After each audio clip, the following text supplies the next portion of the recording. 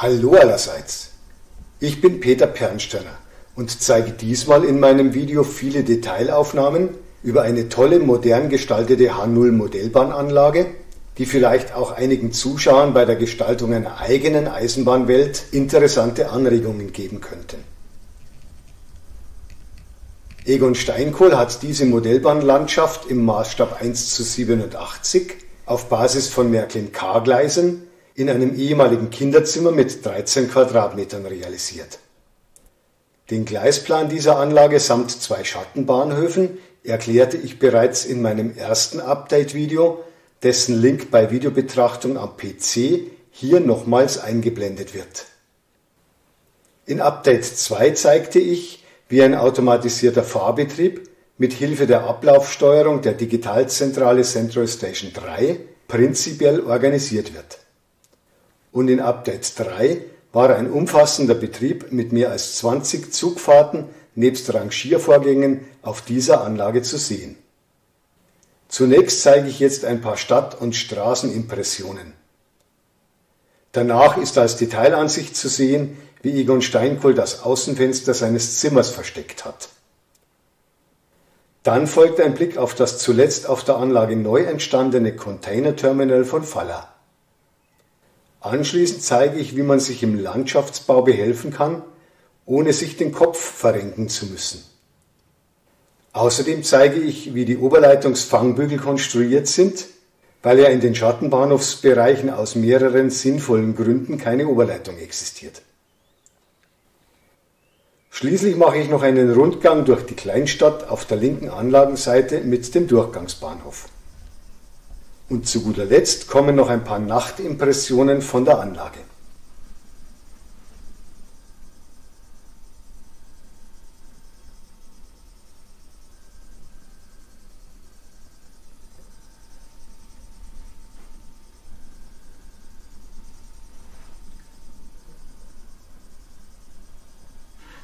Jetzt gibt es ein paar Impressionen vom 448 mm langen Bahnhofsempfangsgebäude.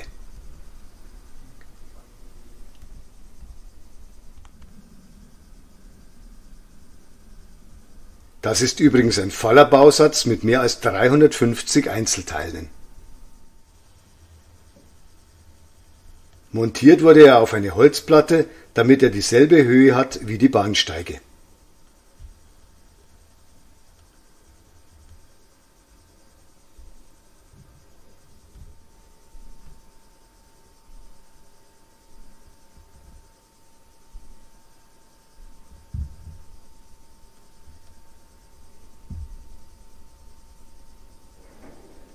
Er entspricht laut Faller Homepage dem Vorbild des sogenannten Grünen Bahnhofs in Kerpen-Horrem in Nordrhein-Westfalen.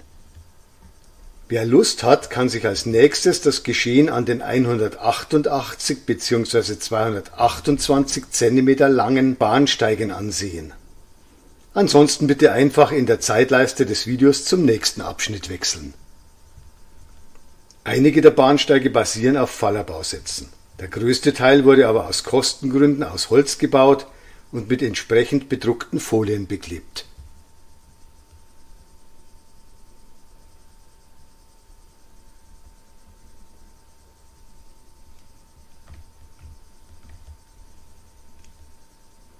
Hier gibt es nun einen Schwenk vom Betriebswerk rüber zum Containerterminal. Die Wände hinter der Anlage bestehen übrigens aus 60 cm hohen Vorexplatten, die eine lokale Druckerei mit Wolkenhimmel versehen hat.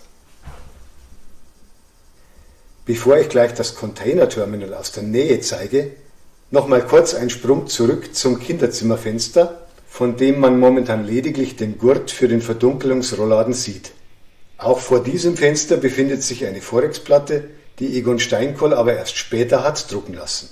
Diese Vorexplatte wurde auf ein Sperrhalsbrett geklebt und an beiden Seiten mit Klettverschlussbändern versehen.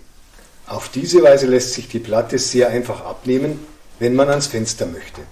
Für größere Wartungsarbeiten am Fenster lässt sich übrigens der Übergangsbereich zwischen den beiden Anlagenhälften in 2 Etappen abmontieren.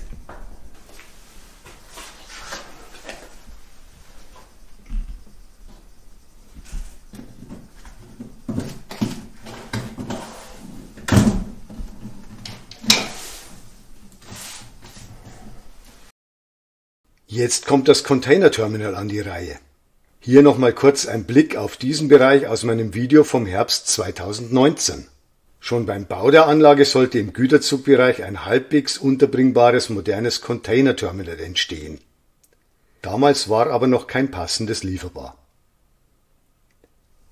Das jetzt auf der Anlage stehende 27 cm hohe Modell basiert auf dem Faller-Bausatz für die große Containerbrücke. Vorbild ist das DUS-Terminal Basel in Weil am Rhein. Aus Platzgründen wurde es in einer um 23 cm verkürzten Variante zusammengebaut. Es hat aber immer noch eine imposante Länge von 426 mm. Der schön detaillierte Bausatz für die Containerbrücke besteht aus fast 900 Einzelteilen.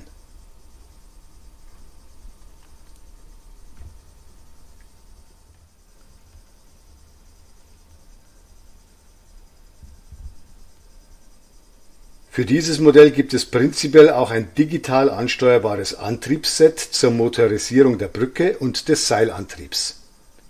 Dies war aber aufgrund der auf der Anlage zur Verfügung gestandenen Fläche und vor allem aufgrund des unmittelbar darunter befindlichen Schattenbahnhofs für die Güterzüge nicht realisierbar. Ich persönlich finde, dass das gesamte Containerterminal auch ohne Motorisierung schon recht beeindruckend ist.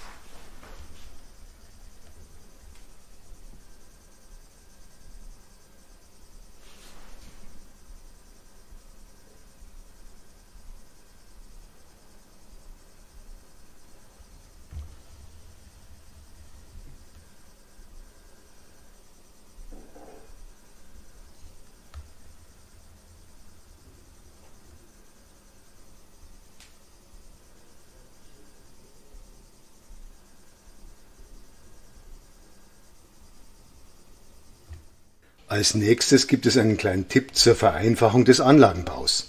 Wo immer es möglich ist, sollte die Landschaft modular gestaltet werden. Hier ist beispielsweise links oben im Bild das komplette Eck samt Hügel erst nachträglich hinzugekommen. Es liegt auf der oberen Sperrholzplatte auf und lässt sich ganz einfach abnehmen. Hier sieht man nun den bisherigen Untergrund dieser Anlagenecke.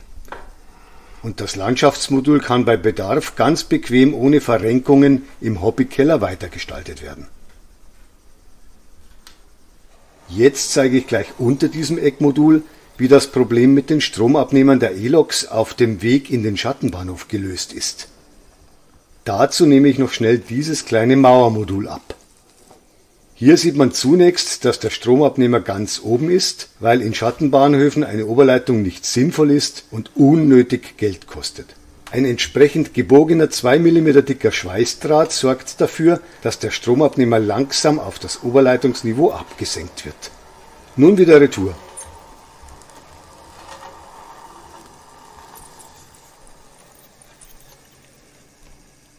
Dann aus einer anderen Perspektive.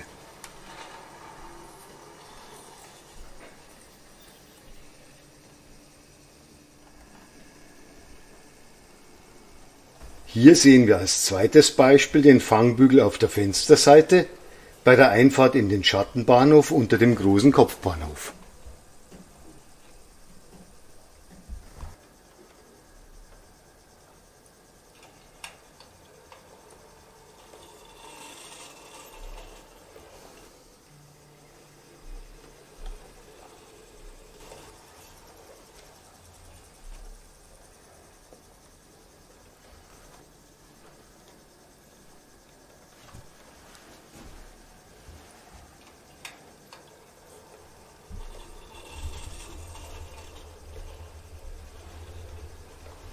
Als nächstes gibt es jetzt ein paar Impressionen von der Kleinstadt neben dem Durchgangsbahnhof.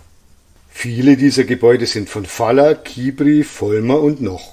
Hier ist beispielsweise gerade ein kleiner Wochenmarkt für Lebensmittel.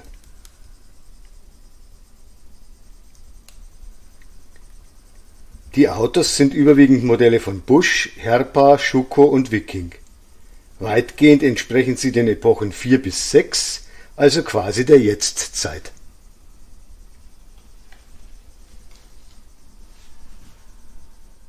Die Figuren stammen wie in H0 üblich von Faller, Noch und Preiser.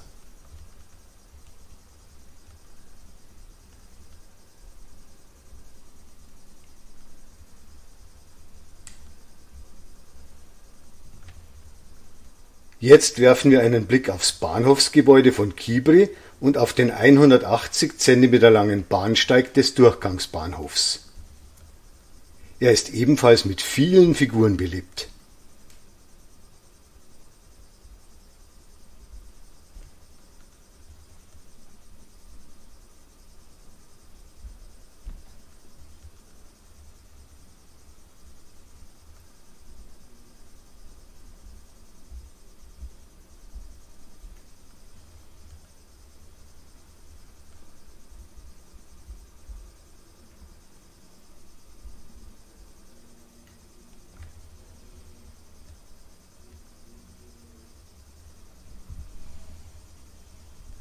Am anderen Ende des Bahnhofs gibt es noch ein Sonderabstellgleis mit einem kleinen Zusatzeinstiegspunkt.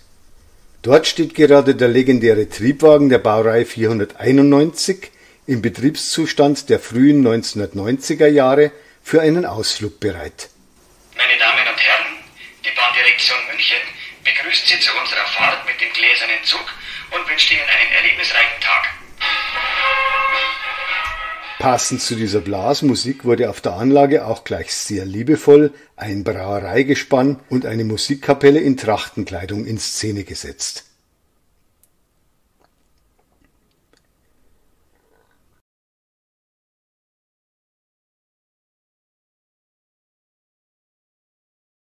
Schließlich zeige ich jetzt noch die Kirche aus der Nähe. Sie ist ein Bausatz von Vollmer und entspricht der Stadtkirche Stuttgart-Berg. Bis zur Turmspitze ist sie 39 cm hoch und sie hat eine Gesamtlänge von 30 cm. Bei Tageslicht kann man ihre schönen bunten Kirchenfenster leider nur erahnen. Natürlich habe ich die Kirche aber auch mit Nachtbeleuchtung gefilmt. Dabei kommen die farbigen Transparentfolien des Bausatzes in den Fenstern besonders gut zur Geltung.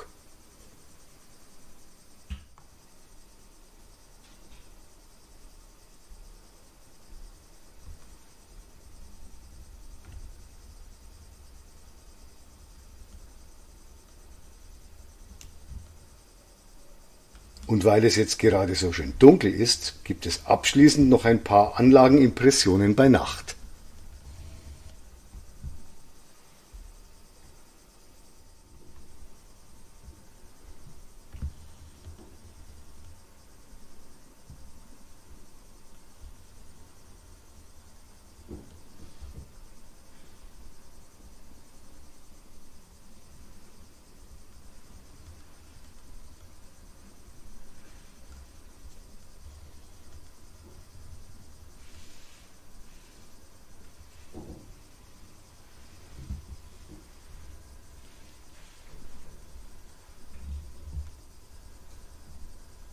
So, das war's mit meinem 4. Update-Video über diese wunderschön detaillierte moderne H0 Modellbahnanlage in Karlsfeld bei München. Ich finde wirklich toll, was der Besitzer dieser Anlage in ein nur knapp 13 Quadratmeter messendes ehemaliges Kinderzimmer alles hineinzaubern konnte. Ich hoffe, mein Video hat Ihnen Spaß gemacht. Und ich würde mich freuen, wenn Sie meinen YouTube-Kanal weiterempfehlen würden. Servus, bis zum nächsten Mal. Ihr Peter Pernsteiner.